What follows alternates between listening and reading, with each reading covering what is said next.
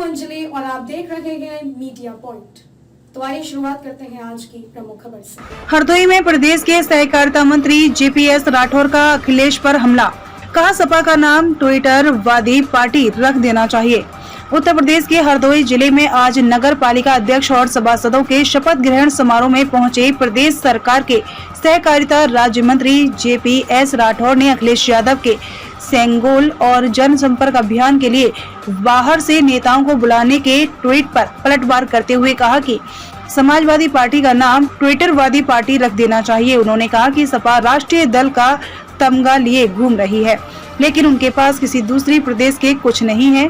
वहीं उन्होंने नई संसद के उद्घाटन पर मचे सियासी बवाल को लेकर कहा कि नई संसद का उद्घाटन राष्ट्रपति की इच्छा और मंशा से ही हो रहा है। हरदोई नगर पालिका अध्यक्ष और सभासदों के शपथ ग्रहण समारोह में रसखान सभागार पहुंचे प्रदेश सरकार के सहकारिता राज्य मंत्री जेपीएस राठौर से जब अखिलेश यादव ने सेंगोल वाले ट्वीट पर सवाल किया तो उन्होंने पलटवार करते हुए कहा, जिस तरह से वो लगाएं जिस सत्ता हस्तांतरण का है सिंबल, उसने कितने साल तक राज किया है वह भी जरा पढ़ लें। कितने साल तक राज किया है? 400 साल से ज्यादा साल तक उस व्यवस्था ने राज किया है। उसी के सत्ता हस्तांतरण एक व्यक्ति से दूसरे व्यक्ति को होता था। कोई ऐसा नहीं कि पूरी सत्ता हस्तांतरित किसी को हो जाए। अगर किसी तरीके से कोई सेरेमनी करो तो इनको किसी न किसी तरीके से आपत्ति होती है। इनको आपत्ति उसमें नंदी जी से है, जो उसमें प्रतीक चिन्ह है उसमें है, उनको आपत्ति इस बात से नहीं है कि सत्ता हस्तांतरण हो रहा है। देखिए, मुझे लगता है कि मैं कह तो रहा हूँ, लगातार जनता के हितों के मुद्दों को उनको उठाना चाहिए और केवल ट्वीट करके मुझे लगता है कि समाजवादी पार्टी का नाम ट्विटरवादी पार्टी रख देना चाहिए, ज्यादा अच्छा होगा।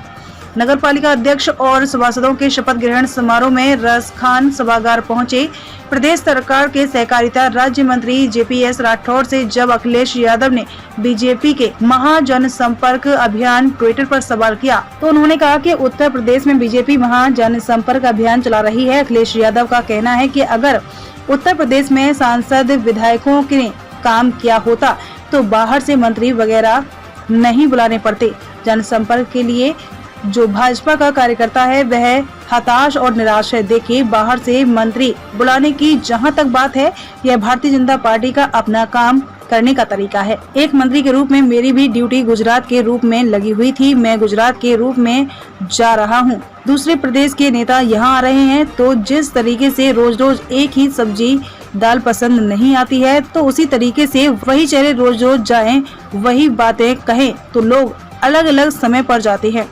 दूसरे प्रदेश के लोग आते हैं, अपने अनुभव के बारे में बताते हैं, कुछ नई बातें हमारे कार्यकर्ता सीखते हैं। नए तरीके से बातों को रखा जाता है, बेहतर संवाद होता है। तो यह देश एक है और उनके पास तो कार्यकर्ता दूसरे किसी प्रदेश में नहीं है।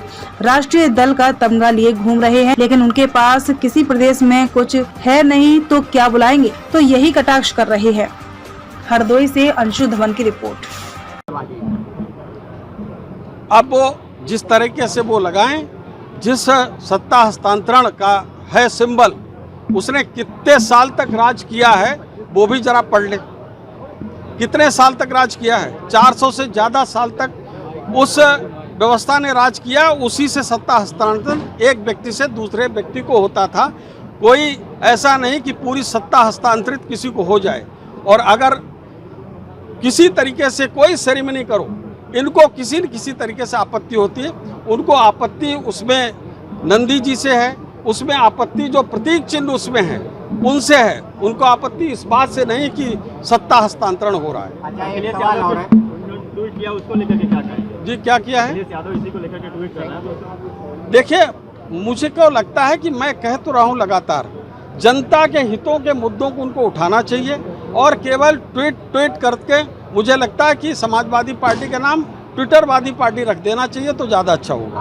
आज आप उत्तर प्रदेश में बीजेपी महाजनसंपर्क अभियान चला रही है। अखिलेश यादव का कहना है अगर उत्तर प्रदेश के जो सांसद और विधायक हैं उन्होंने अगर काम करा होता तो भाजपा को बाहर से मंत्री वगैरह नहीं बुलाने पड़ते जनसंपर्क के लिए। उत्तर प्रदेश का जो आपका भाजपा का कार्यकर्ता है वो हताश और निराश है। ऐसा देखिए, बाहर से मंत्री बुलाने की जहाँ तक बात है, ये भारतीय जनता पार्टी का अपना काम करने का तरीका है।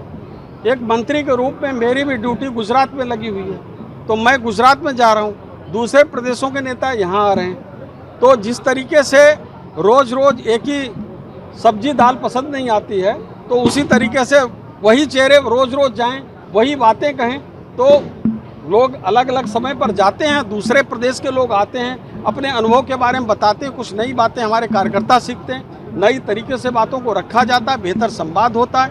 तो ये देश एक है और उनके पास तो कार्यकर्ता दूसरे किसी प्रदेश में नहीं है, राष्ट्रीय दल का तमगा लिए घूम रहे हैं, लेकिन उनके पास किसी प्रदेश में कोई कुछ है ही नहीं, तो वो क्या बुलाएंगे? तो इसलिए यही कटाक्ष कर रहे हैं। ऐसा है, जो भी कार्यक्रम हो रहा है वो महामहिम राष्ट्रपति जी की इच्छा और मंशा से ही हो रहा है। अब उसमें विपक्ष जो कभी राष्ट्रपति जी के नाम पर आलोचना करने का काम करता था, कम से कम उनको सद्बुद्धि आई। आज वो राष्ट्रपति जी के साथ खड़े हैं और आगे आने वाले समय में ये ठीक इसी तरह से हमारे देश के प्रधानमंत्री जी के साथ भी खड़े होंगे और माननीय प्रधानमंत्री जी के द्वारा ही इस संसद भवन का उद्घाटन करना सदैव सर्वदा उचित है। कोई कह रहा है लोकसभा के स्पीकर के द्वारा होना चाहिए।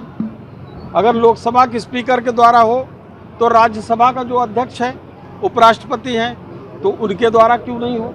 तमाम ऐसी विषय और बातें हैं और मुझको लगता है कि ये लोकतंत्र का मंदिर बनकर खड़ा हुआ है और इसमें हमको साथ में मिलकर काम करना है देश के विकास के लिए। विपक्षियों के पास जनता से जुड़ा हुआ कोई मुद्दा नहीं है, विपक्षियों के पास केवल मोदी ही मुद्दा है, इसके अलावा उनके पास कोई मुद्दा नहीं है। और अगर जब तक वो मोदी जी को मुद्दा बनाते रहेंगे तब तक वो इसी तरीके से पराजय का सामना करते रहेंगे। जनता से जुड़े हुए विषयों को उठाकर रचनात्मक विपक्ष की भूमिका को निर्वाह करें तो मुझे लगता है कि ज़्यादा प्रदेश में बीजेपी